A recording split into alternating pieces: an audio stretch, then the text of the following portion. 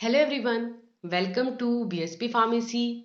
I am Nikita Gupta, and as we started our subject Pathophysiology, Unit 1, Chapter number 1, Cell Injury. जैसा कि हमने start किया था हमारा सब्जेक्ट पैथोफिजियोलॉजी और इसकी यूनिट 1 सेल इंजरी को हम डिस्कस कर रहे थे, जिसके अंदर हमने बोला कि सेल इंजरी क्या होती है। सेल इंजरी का मतलब है कि अगर हमारी जो सेल है वो स्ट्रेस कंडीशंस में है और उस स्ट्रेस की वजह से उसमें कोई चेंजेस देखने को मिलते हैं तो उसको बोलते हैं सेल इंजरी। फिर हमने कहा कि ये जो सेल इंजरी होती है ये अगर लेस सीवियर कंडीशन की होगी तो इसे रिवर्ट बैक किया जा सकता है, यानी कि नॉर्मल कंडीशंस में सेल को ले जाया जा सकता है। उसे क्या बोलते हैं? Reversible cell injury. और अगर ये रिवर्ट बैक नहीं हो पाती तो उस कंडीशन में सेल की डेथ हो जाती है, उसको बोलते हैं इरिवर्सिबल सेल इंजरी। तो नेक्स्ट हम देखेंगे पैथोजेनेसिस ऑफ सेल इंजरी, कि ये जो सेल इंजरी होती है ये किस तरीके से होती है ना। इसकी पैथोजेनेसिस कैसे होती है, मतलब कौन कौन से स्टेप्स हैं जिसके थ्रू यहाँ पर सेल जो है इंजर्ड हो जाती है। जब सेल इंजर्ड होती है तो क्या क्या प्रोसेसेस देखने को मिलती हैं। तो नेक्स्ट है हमारी heading pathogenesis of reversible cell injury. इसके अंदर दोनों टाइप की सेल इंजरी आती है, रिवर्सिबल और इरिवर्सिबल। पहले हम बात करेंगे किसके बारे में? रिवर्सिबल सेल इंजरी के बारे में, यानी कि वो सेल इंजरी की कंडीशन जिसे क्या किया जा सकता है? रिवर्स बैक किया जा सकता है, उसको क्या बोलते हैं? Reversible cell injury. ठीक है, तो क्या बोल रहे हैं कि इफ अगर क्या हो इस्चीमिया और हाइपोक्सिया। इस्चीमिया हम पढ़ चुके हैं कि इस्चीमिया मतलब क्या होगा कि यहाँ पर ब्लड जो है उसकी जो सप्लाई है वो यहाँ पर कम हो जाएगी, ब्लड सप्लाई कम हो जाएगी। ठीक है, और हाइपोक्सिया में क्या हो जाएगा? ऑक्सीजन का जो लेवल है वो कम हो जाएगा। फॉर अ शॉर्ट ड्यूरेशन, एक स्मॉल टाइम पीरियड के लिए जो ब्लड की सप्लाई है, ऑक्सीजन का जो अमाउंट है वो यहाँ पर कम हो जाएगा, तो इसके रिजल्टेंट सेल इंजरी देखने को मिलेगी। और अगर ये सिर्फ शॉर्ट टाइम ऑफ पीरियड के लिए है तो इस कंडीशन को रिवर्स बैक किया जा सकता है, इस कंडीशन को फिर से रीस्टोर किया जा सकता है। इसको क्या बोलते हैं? Reversible cell injury. Then the effects can be reverse. Effect जो शॉर्ट टाइम के लिए अगर आपकी सेल इंजर्ड हुई है तो उसकी वजह से जो इफेक्ट्स हैं उनको क्या किया जा सकता है? रिवर्स बैक किया जा सकता है, उसको फिर से रीस्टोर किया जा सकता है। ठीक है, and these changes occurs in reversible cell injury are. ठीक है, तो यहाँ पर जब कोई सेल रिवर्सिबल सेल इंजरी में जाती है, यानी कि वो इंजर्ड तो हो रही है लेकिन उसको रिवर्ट बैक किया जा सकता है, इस कंडीशन में है, तो वो किस तरीके से होती है उसके मैकेनिज्म को हम यहाँ पर डिस्कस करेंगे। ठीक है, तो क्या होता है देखो, सबसे पहले क्या होता है, जो कंडीशन आती है वो आती है हाइपोक्सिया और इस्चीमिया की। हाइपोक्सिया और इस्चीमिया से मतलब आपको समझ में आ गया कि अगर आपके जो ऑक्सीजन लेवल है, ठीक है, वो हो गया है कम, या ब्लड सप्लाई नहीं हो पा रही, ब्लड सप्लाई भी नहीं हो पाएगी तो भी ब्लड का काम क्या होता है? ऑक्सीजन की सप्लाई करना। तो ब्लड सप्लाई नहीं हो पाएगी तो अल्टीमेटली ऑक्सीजन नहीं पहुंच पाएगी। ठीक है, तो अल्टीमेटली दोनों जो है वो किसके लिए रिस्पॉन्सिबल है? ऑक्सीजन की सप्लाई नहीं होने के लिए रिस्पॉन्सिबल है। ठीक है, अब एक बात बताओ, ऑक्सीजन की सप्लाई नहीं होगी तो क्या होगा?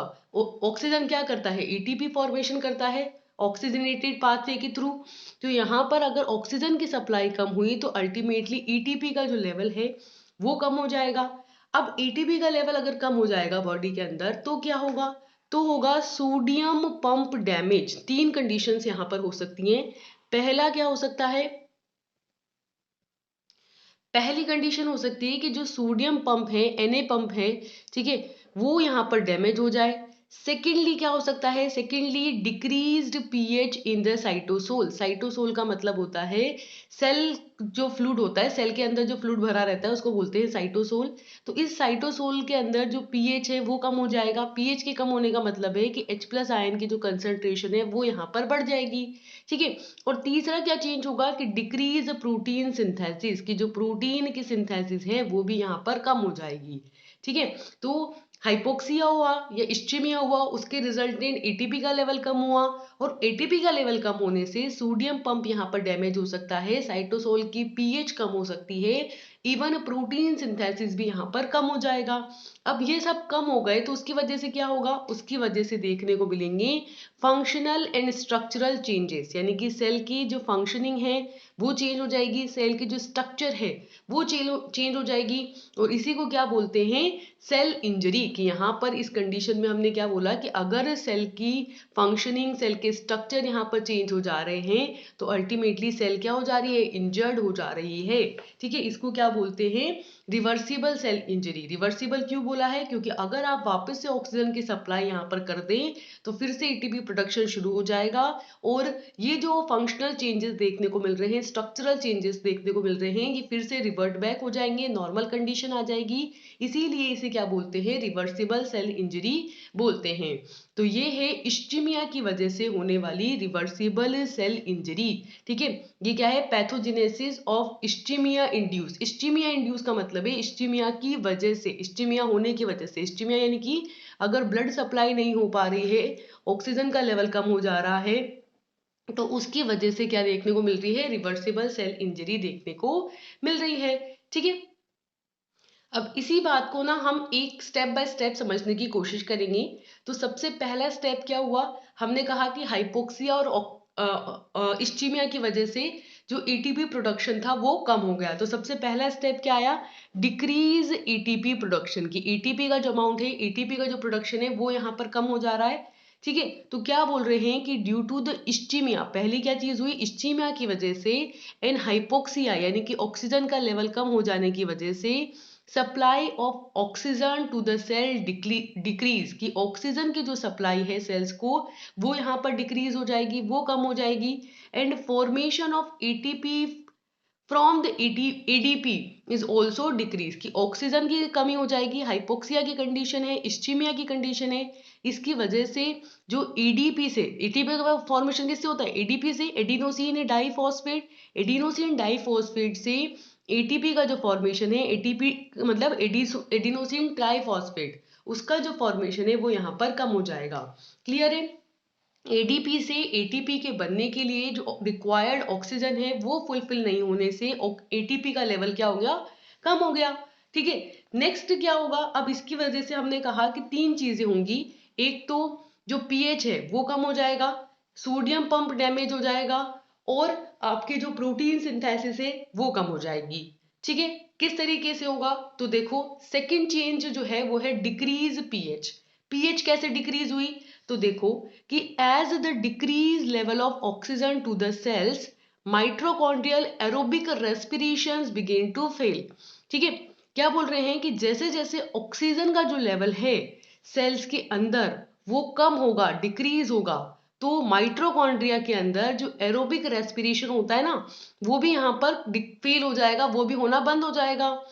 थर्स this result in switch to anaerobic glycolytic pathway. अब अगर एरोबिक रेस्पिरेशन नहीं हो पाएगा तो एटीपी रिक्वायरमेंट यहाँ पर फुलफिल नहीं हो पा रही, एटीपी नहीं बन पा रही, तो यहाँ पर सेल्स क्या करेंगी, एरोबिक से एनएरोबिक ग्लाइकोलाइटिक पाथवे की तरफ मूव करेंगी। ठीक है, and for the requirement of ATP, ATP को रिक्वायरमेंट के लिए, hence decrease level of glycogen and accumulation of lactic acid resulted into low pH in the cytosol।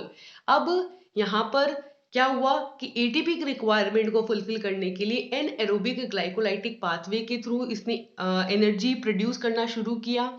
इसकी वजह से ग्लाइकोजन का लेवल कम हो गया, और जब भी एनएरोबिक रेस्पिरेशन होगा तो उसके रिजल्टेंट क्या होगा, यहाँ पर लैक्टिक एसिड का फॉर्मेशन होगा। एसिड का फॉर्मेशन हुआ तो अल्टीमेटली एसिड ने क्या किया, पीएच को कम कर दिया, है ना। तो साइटोसोल के अंदर पीएच क्या हो जाएगी, यहाँ पर कम हो जाएगी। क्यों, क्योंकि एनएरोबिक रेस्पिरेशन के थ्रू लैक्टिक एसिड का फॉर्मेशन होने लगेगा। ठीक है, देन थर्ड क्या चीज होगी, थर्ड क्या चेंजेस देखने को मिलेंगे कि सोडियम पंप जो रहेगा यहाँ पर वो डैमेज हो जाएगा। ठीक है, सोडियम पंप मतलब, सोडियम पंप का मतलब है Na+K+ATPs operate at the plasma membrane. देखो प्लाज्मा मेम्ब्रेन के अंदर एक आपके होता है सोडियम पंप, जिसको बोलते हैं Na+K+ATPs पंप, जो यहाँ पर क्या हो जाएगा, डैमेज हो जाएगा। Which allows active transport of sodium out, जो क्या करता है, एक्टिव ट्रांसपोर्टेशन के थ्रू जो सोडियम आयन है उसका ट्रांसपोर्टेशन तो कर देता है सेल के बाहर, and potassium into the cell, और पोटेशियम को सेल के अंदर ले आता है। यानी कि इस Na+K+ एटीपीज पंप का काम है सोडियम को तो क्या करना, सेल के बाहर भेजना, और पोटेशियम को सेल के अंदर लेना। ठीक है, this leads to intracellular accumulation of sodium and diffusion of potassium out of the cell. This results in isoosmotic condition in the cell by increasing the intracellular water level. ठीक है, तो यहाँ पर देखो क्या हुआ कि जब ये पंप सही से काम करेगा ना तब सोडियम बाहर जाएगा और पोटेशियम अंदर आएगा। ठीक है, जब ऐसा होता है तब सोडियम सेल के अंदर, इंट्रासेल्युलर सेल के अंदर यहाँ पर क्या हो जाता है, एक्यूमुलेट हो जाता है, इकट्ठा हो जाता है। ठीक है, और इसकी वजह से क्या होता है, इसके रिजल्टेंट आइसोऑस्मोटिक कंडीशंस यहाँ पर मेंटेन रहती है। आइसोऑस्मोटिक मतलब कि आइसो मतलब होता है सेम, ऑस्मोटिक मतलब सेम ऑस्मोटिक प्रेशर की कंडीशन यहाँ पर सेल के अंदर मेंटेन रहती है by increase intracellular water level. अब देखो जब Na+ अंदर आएगा, ठीक है, और K+ बाहर जाएगा, तो ये सोडियम पोटेशियम पंप सही से काम कर रहा है, इसका मतलब है कि आइसो ऑस्मोटिक कंडीशन जो है वो मेंटेन रहेगी। ठीक है, और जो सेल के अंदर है वाटर का लेवल वो मेंटेन रहेगा। ठीक है, लेकिन जब ये पंप डैमेज हो जाएगा तो सेल के अंदर वाटर का लेवल भी यहाँ पर क्या हो जाएगा, डिस्टर्ब हो जाएगा। ठीक है, तो इस तरीके का सेकेंड प्रॉब्लम देखने को मिलेगी। थर्ड प्रॉब्लम क्या होगी, डिक्रीज प्रोटीन सिंथेसिस। प्रोटीन की जो सिंथेसिस है वो भी यहाँ पर क्या हो जाएगी, डिक्रीज हो जाएगी, कम हो जाएगी, क्योंकि ribosomes are detach from the endoplasmic reticulum, that is ER, and polysomes are degraded to monosomes resultant in decrease protein synthesis. देखो क्या बोल रहे हैं कि अब एंडोप्लाज्मिक रेटिकुलम है आपकी, ईआर है, ठीक है, उस पे क्या होते हैं, राइबोसोम्स अटैच होते हैं। ठीक है, अब क्या हुआ कि जब ये राइबोसोम जो ईआर से अटैच थे वो डिटैच हो रहे हैं, डिटैच मतलब कि निकल के जा रहे हैं, राइबोसोम्स अलग हो रहे हैं ईआर से। ठीक है, और पॉलीसोम से, तो पहले तो ये चीज हुई। दूसरा क्या हुआ कि जो पॉलीसोम्स हैं, पॉली मतलब होता है एक से ज्यादा, तो पॉलीसोम्स जो है वो डिग्रेड हो रहे हैं किसके अंदर, मोनोसोम्स में, जिसके रिजल्टेंट जो प्रोटीन सिंथेसिस है वो यहाँ पर डिक्रीज हो जा रही है। ठीक है, कि राइबोसोम्स किसके लिए रिस्पॉन्सिबल है, प्रोटीन सिंथेसिस के लिए। अब जब राइबोसोम ही डिटेच हो जाएंगे तो फिर अल्टीमेटली प्रोटीन सिंथेसिस भी नहीं होगी। तो यही बोल रहे हैं कि राइबोसोम्स जो होते हैं एंडोप्लाज्मिक रेटिकुलम से, ईआर से डिटैच हो जाते हैं, साथ ही पॉलीसोम्स जो है मोनोसोम्स में डिग्रेड हो जाते हैं, जिसकी वजह से प्रोटीन सिंथेसिस यहाँ पर डिक्रीज हो जाती है। क्लियर। नेक्स्ट क्या होगा, नेक्स्ट है कि इसकी वजह से क्या देखने को मिलेंगे, फंक्शनल चेंजेस। तो functional disturbance occurs in reversible cell injury. For an example myocardial contractility ceases due to coronary occlusion. ठीक है, तो क्या बोल रहे हैं कि जैसे आपके इतने सारे चेंजेस हुए, पीएच चेंज हो गई, एटीपी प्रोडक्शन नहीं हो पा रहा, सोडियम पोटेशियम पंप सही से काम नहीं कर रहा, वो डैमेज हो जा रहा है, प्रोटीन सिंथेसिस नहीं हो पा रही, तो अल्टीमेटली जो फंक्शनल चेंजेस है वो देखने को मिलेंगे, फंक्शनल डिस्टर्बेंस देखने को मिलेगा, और रिजल्टेंट होगा किसके अंदर, सेल इंजरी में, यानी कि इसके रिजल्टेंट सेल इंजरी, सेल जो है इंजर्ड हो जाएगी आपकी। फॉर एन एग्जाम्पल जो मायोकार्डियल कॉन्ट्रैक्टिलिटी है वो आपको देखने को मिलेगी किसमें, कोरोनरी ऑक्लूजन की कंडीशन के अंदर। ठीक है, सो इसी तरीके के इंफॉर्मेटिव कंटेंट के लिए आप जुड़ सकते हैं बीएसपी फार्मेसी के साथ। यहाँ पर आपको जो ऐप भी अवेलेबल है हमारे पास, प्ले स्टोर से आप जाके उसे डाउनलोड कर सकते हैं, जहाँ पर आप डिजिटल मास्टर और 1 ईयर कोर्स में इनरोल कर सकते हैं, जहाँ पर आपको जो डिजिटल बोर्ड है उसके थ्रू भी पढ़ाया जाता है। हर एक सब्जेक्ट की लाइव क्लासेस होती है फुल, आपके जब तक एग्जाम नहीं होते तब तक फुल टीचर्स का यहाँ पर आपको सपोर्ट मिलता है, फुल टीचर्स गाइडेंस मिलता है। तो आप जाकर के देख सकते हैं प्ले स्टोर से BSP pharmacy official app. Thank you. Last आते हैं अल्ट्रा स्ट्रक्चरल चेंजेस, कि भाई इतने सारे चेंजेस हुए, सेल इंजरी की कंडीशन आ गई, तो कौन कौन से अल्ट्रा स्ट्रक्चरल चेंजेस यहाँ पर देखने को मिलेंगे। तो अल्ट्रा स्ट्रक्चरल चेंजेस के अंदर है पहला मायोकार्डियल स्वेलिंग, की जो माइटोकॉन्ड्रिया है आपके उसमें स्वेलिंग आ सकती है। Second, myelin fatigue are laying in the cytoplasm और आउटसाइड द सेल, कि सेल के बाहर जो माइलिन शीट होती है ना, माइलिन फिगर होता है, ठीक है, वो सेल के साइटोप्लाज्म के बाहर चला जाएगा या सेल के आउटसाइड चला जाएगा, साइटोप्लाज्म के बाहर आ जाएगा। तीसरी क्या कंडीशन हो सकती है यहाँ पर कि membrane bound polysomes are detach from the surface of rough endoplasmic reticulum, कि जो रफ एंडोप्लाज्मिक रेटिकुलम होता है आपके, उसकी सरफेस पर जो पॉलीसोम्स प्रेजेंट होते हैं, उसकी मेम्ब्रेन से बाउंड होते हैं, वो यहाँ पर डिटैच होने लगते हैं। और क्या हो सकता है कि आरएनए की जो सिंथेसिस है वो भी यहाँ पर कम डिक्रीज हो जाएगी। अब आरएनए सिंथेसाइज नहीं होगा तो अल्टीमेटली प्रोटीन आपका नहीं बनेगा। ठीक है, तो क्या कहना चाह रहे हैं ओवरऑल कि जो रिवर्सिबल सेल इंजरी होती है उसके अंदर कई सारे स्ट्रक्चरल और फंक्शनल चेंजेस देखने को मिलते हैं, जिसकी वजह से सेल आपके इंजर्ड हो जाती है। तो ये बात हुई रिवर्सिबल सेल इंजरी की। अब हम नेक्स्ट लेक्चर में देखेंगे इरिवर्सिबल सेल इंजरी के बारे में। Till then, thank you and all the best, bye bye.